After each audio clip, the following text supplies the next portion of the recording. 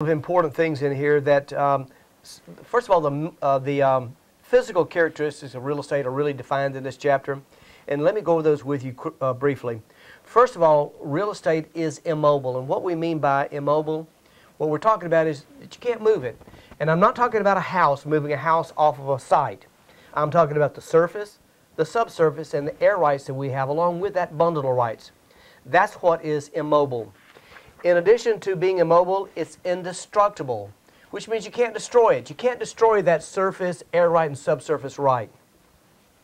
And lastly, it's heterogeneous. And when I say heterogeneous, what I mean is that every piece of real estate is uniquely different, mainly because of the legal description.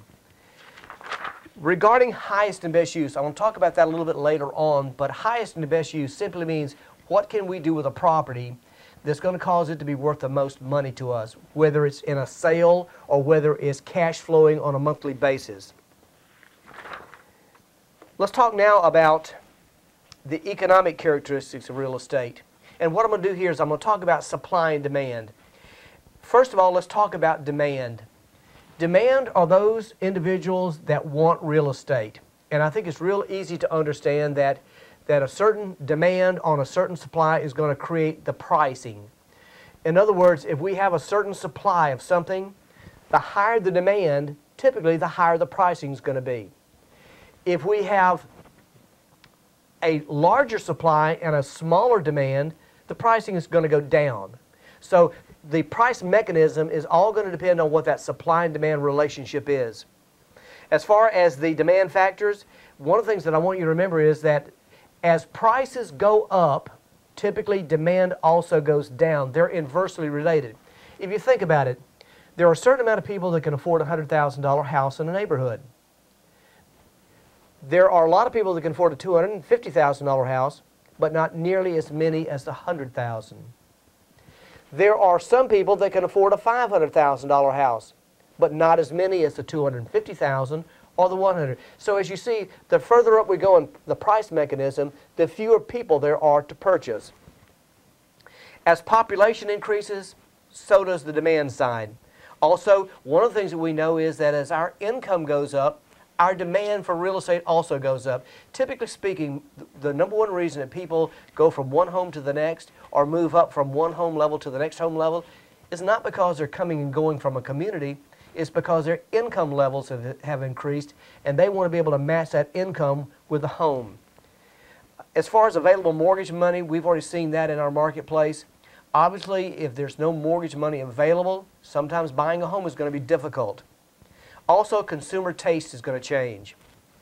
Regarding the supply side, this has to do with the housing industry itself. And if you think about some of those things that we do that causes price, the more skilled labor cost, the higher the price is going to be. The more the materials cost, the higher the price is going to have to be. So a lot of your developers and builders, as they're making plans to build, they have to analyze these price mechanisms because the more it costs them to buy supplies and to have people come in and build it, the higher the price of that home is going to be. As far as interpreting the market is concerned, one of the things that we're going to look at in the marketplace is a vacancy rate. Typically speaking, if we're talking about rental properties, a real good vacancy rate might be 5%. If you're running a 5% vacancy, that tells you that you're really doing well with your price mechanisms. If you're running 100% occupied, chances are your rents are too low. The word situs is going to be important to you, so you might as well know it. Situs is that uniqueness of location combined with immobility. And the state likes to test that, I've got to tell you.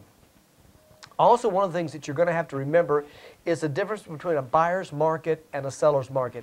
I think the easiest way to remember the difference between the two is who is in the minority. Whichever one is in the minority is going to rule. In other words, if there are fewer buyers, it's going to be a buyer's market. That means that there's a fewer demand with a larger supply. If the sellers are in charge, that means that we have a fewer supply and a larger demand. So it's going to be inversely related. In a seller's market, the sellers are going to rule, and typically speaking, those prices are going to go up. To begin with, the physical characteristics are their real estate is immobile, heterogeneous, indestructible, Situs is the uniqueness of location combined with immobility. Sellers versus buyer's market. Just remember, whoever's in the minority is going to rule. Highest and best use is the most profitable use of a property.